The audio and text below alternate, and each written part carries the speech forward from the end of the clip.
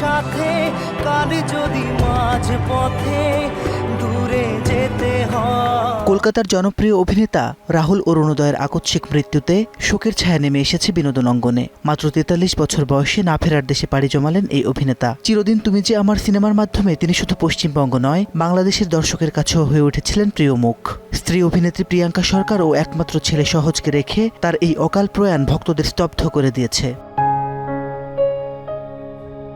ভোলে বাবা পার কারেগা সিরিয়ালের শুটিং করতে দীঘা গিয়েছিলেন অভিনেতা। ধারাবাহিকটিতে রাহুলের চাচার চরিত্রে অভিনয় করেছেন ভাস্কর বন্দ্যোপাধ্যায়। তিনি জানিয়েছেন, শুটিং শেষে আজ বিকেল 3:30টার দিকে তালসারের সমুদ্রে নেমেছিলেন তিনি। একটি বড় ঢেউয়ের মুখে পড়ে যান রাহুল। ঢেউয়ের ধাক্কায় তলিয়ে অনেক দূর চলে যান রাহুল। বেশ কিছুক্ষণ অভিনেতাকে খুঁজে পাওয়া যায়নি। এরপর শুটিং ইউনিটের বাকিরাই উদ্ধার কাজে হাত লাগান। এক পর্যায়ে অভিনেতাকে খুঁজে পাওয়া যায়। তাকে দীঘা মহকুমা হাসপাতালে নিয়ে যাওয়ার আগেই মৃত্যু হয় বলে জানা গেছে। দীঘা হাসপাতালেই ময়নাতদন্ত হওয়ার কথা। টিভি নাটকের উঠতি অভিনেতা রাহুলকে নিয়ে চিরদিন তুমি যে আমার সিনেমাতে বাজি ধরেছিলেন রাজ চক্রবর্তী। সেই ছবিতেই রাহুল জুটি বেঁধেছিলেন প্রিয়াঙ্কা সরকারের সঙ্গে। ছবিটি টানা কয়েক মাস প্রেক্ষাগৃহে হাউসফুল ব্যবসা করে। এই ছবি থেকে রাহুল প্রিয়াঙ্কার প্রেম ও বিয়ে। মাঝে আলাদা থাকলেও আবারও জীবনটাকে গুছিয়ে নিয়েছিলেন তারা।